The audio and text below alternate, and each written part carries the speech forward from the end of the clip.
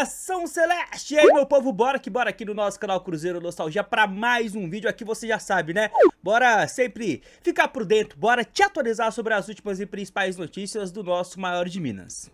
Vamos lá, nação, domingão, né, pós vitória aí no jogo 1 da semifinal do Campeonato Mineiro, a gente tem algumas notícias importantes, tá? Pra abordar a respeito do jogo ainda, mas tem outras infos paralelas que eu queria trazer pra vocês aqui, fazer algumas reflexões que eu acho importante. Antes de mais nada, nesse domingão, eu já peço pra vocês o like.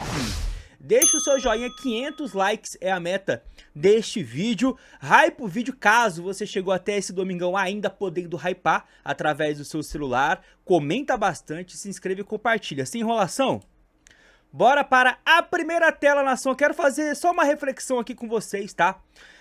O Cruzeiro, desde que perdeu para o Coritiba, vem de 4 jogos, né?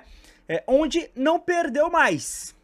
Aí a gente tem que analisar, né, o nível de enfrentamento, mas fato é que desde o 2 a 1 em casa pro Coritiba, pelo Mineiro, teve clássico contra o América, venceu por 2 a 0, teve confronto pelo Brasileiro fora de casa contra o Mirassol, empatou 2 a 2, teve a vitória na última rodada da primeira fase do Mineiro contra o RT 2 a 1 e ontem contra o Pouso Alegre, vitória no jogo 1 da semifinal, também 2 a 1. 8 gols feitos, 2 gols em todos os jogos e 4 tomados. Você consegue, através desses 4 resultados, 4 jogos sem derrota, a última derrota no dia 5/2, você consegue, nação, observar algum tipo de evolução? Consegue achar algum tipo de, digamos assim, né, de luz no fim do túnel com o Tite? Quero saber muito a sua opinião, tá? Acho que o jogo que destoa positivamente é justamente o de ontem, né? Contra o América, um primeiro tempo bom, mas um segundo tempo bem abaixo. Contra o Mirassol, não sei até agora como é que o Cruzeiro não saiu de campo derrotado, muito mal. Contra a URT, um jogo oscilante durante os 2 tempos. E ontem, repito, é o jogo que eu acho que, digamos, é o fora da curva nessa sequência do Tite. É um jogo mais estável, apesar de que o nível de enfrentamento tem que ser levado em consideração. Pouso Alegre é da 4ª divisão nacional, mas eu quero saber a sua opinião, comenta aí, beleza? Vamos lá, nação, sobre ontem, tem uma declaração do Lucas Silva aqui que eu achei uma baita declaração e eu queria trazer pra vocês, tá?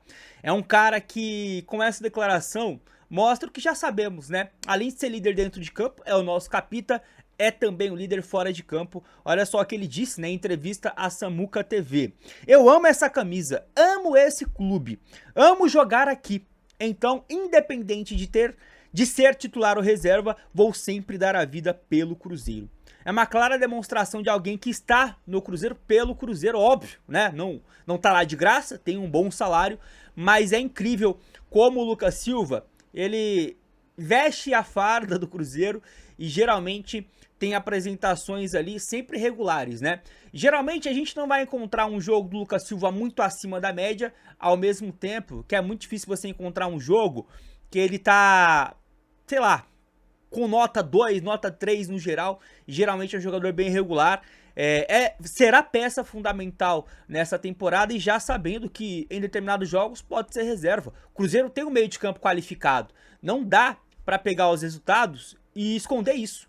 Apesar de atuações horrorosas, eu coloco muito mais na conta do técnico Tite do que propriamente em jogadores. Olha só esse meio campo: Lucas Romero, Lucas Silva, Christian, Gerson, Matheus Pereira.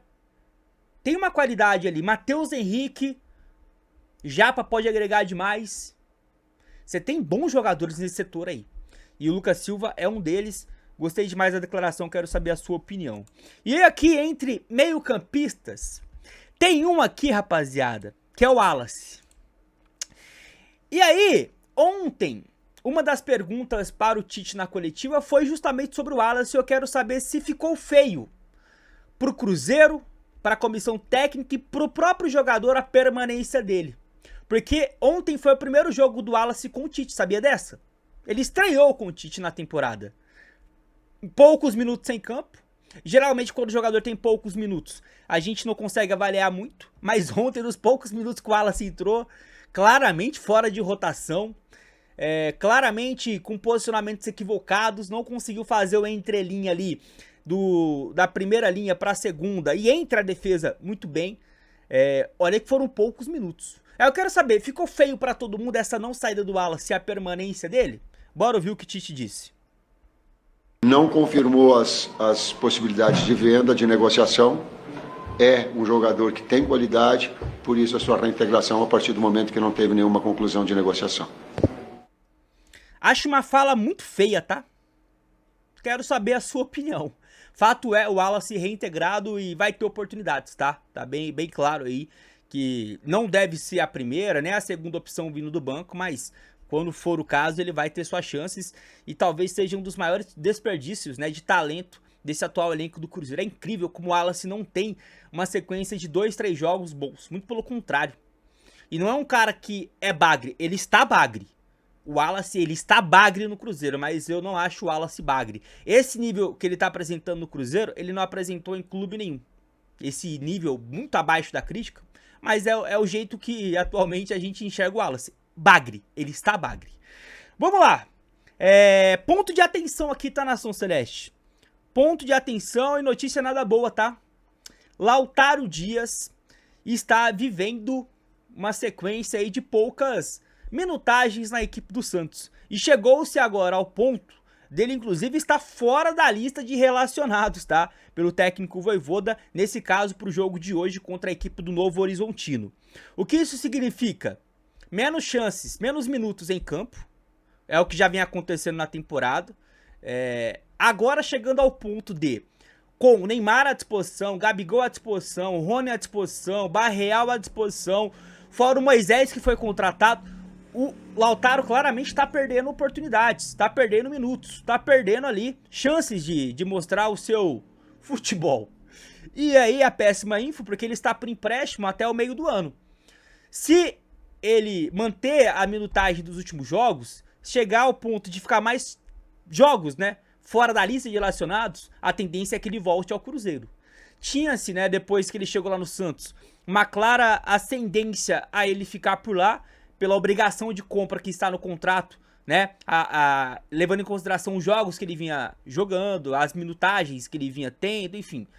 Gols, ele marcou alguns gols pelo Santos, mas se for pegar esse recorte dos últimos 4, 5 jogos, preocupa, tá? A gente pode ter um problema para resolver no meio do ano. A gente vai ficar de olho, tendo mais novidades sobre esse assunto, a gente traz para vocês. E aí, Nação Celeste? Penúltima pauta aqui nesse nosso vídeo. E essa envolve diretamente o Cruzeiro, porque, não sei se você tá por dentro, mas existe uma expectativa que seja aprovado, tenha uma possibilidade, tá? Isso não aconteceu ainda, mas tem uma possibilidade de um projeto que está tramitando por aí, colocar as casas de apostas contra a parede totalmente. E aí, consequentemente, os clubes também vão contra a parede, que seria basicamente a proibição da divulgação, por exemplo, como patrocínio master dessas casas de apostas. A coisa tá avançando, tá? Bora pra matéria aqui, que tem como fonte a Veja, que fez uma matéria gigantesca nesse sábado sobre o assunto. A proibição de patrocínios de casa de apostas, né, as famosas bets, no futebol brasileiro pode gerar um prejuízo de quase 850 milhões aos clubes. Os mais afetados seriam Flamengo, Corinthians, São Paulo e Palmeiras. Esses times têm grandes contratos com empresas desse ramo. Hoje, 60% dos times da Série A têm patrocínio de empresas do setor de bet.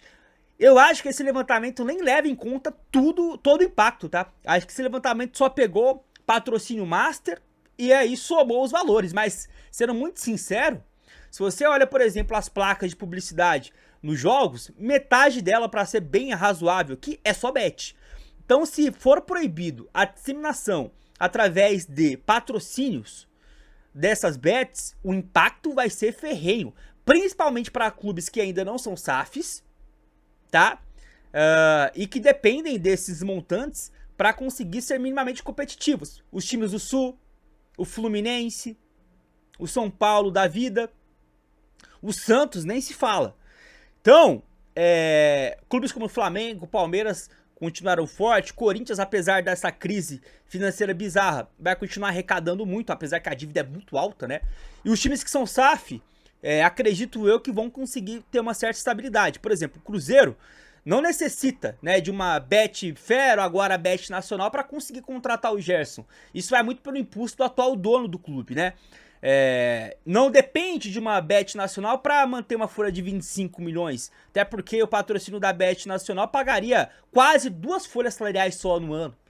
Então, precisaria ter uma inteligência maior por parte dos clubes a partir de uma proibição que pode acontecer. A gente aguarda e eu quero saber a sua opinião, se você é a favor dessa proibição ou não, beleza? E para finalizar aqui o nosso vídeo, eu quero fazer uma reflexão, nação.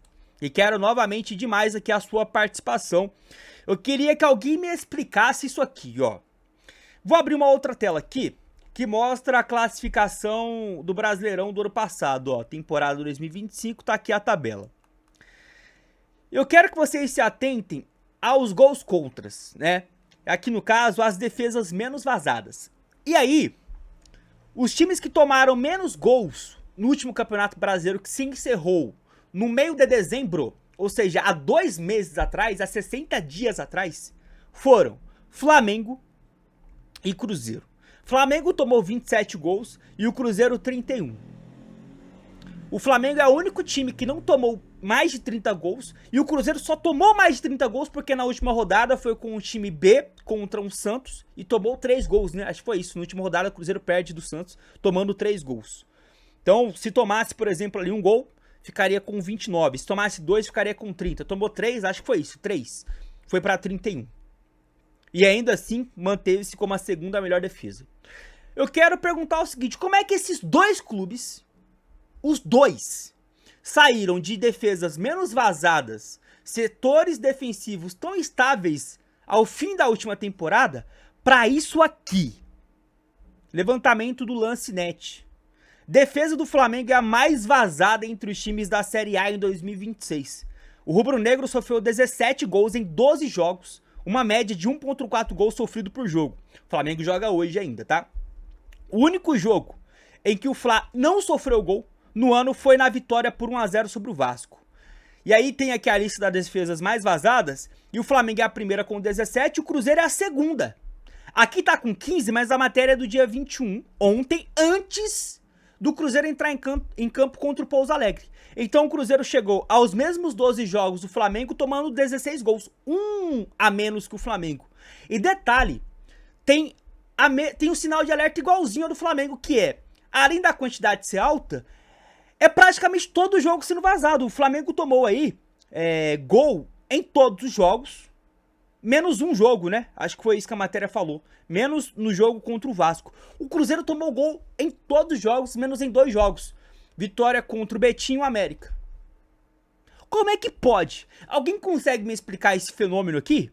Como é que as defesas menos vazadas da principal competição nacional, que acabou há 2 meses, se tornou essa peneira aqui? Levando em consideração todos os times da Série A. Todos. Então você pode colocar os times que vão brigar na parte de baixo, tá lá. O Cruzeiro e o Flamengo à frente. Tomando praticamente a mesma quantidade de gols e com esse sinal de alerta, praticamente todo o jogo. Como é que pode? Alguém consegue trazer uma explicação pra isso aqui? E detalhe, né? Você pode ver contra o RT, o Cruzeiro toma aquele gol nos acréscimos, o Cássio sai pistola da vida, porque claramente o Cruzeiro tá tentando, né, se manter intacto nesse aspecto, mas não consegue. Ontem a mesma coisa, no final do jogo tomou um gol bobo de um pênalti imbecil do Vidalba. Um pênalti muito moleque, né? Ou seja, 2 jogos que poderiam não ter sido vazado, foi vazado. É incrível! É incrível! Eu quero uma explicação de vocês, porque eu não consigo entender. E detalhe, Léo Ortiz, Léo Pereira tá jogando, Alexandro tá jogando, Rossi tá no gol, e o Cruzeiro é a mesma coisa. Quem tava fora do Vidalba que voltou. Mas o William vinha jogando, depois o Fagner teve uma sequência de 2 jogos, o William voltou. Fabrício Bruno em todos esses jogos, Kaique em todos esses jogos. Não dá pra falar que, metade da zaga tá off, não. Nem aqui e nem no Flamengo. Quero uma explicação. Chegou até aqui, Domingol, deixa o like, comenta bastante. Fiquem com Deus, até a próxima. Tamo junto.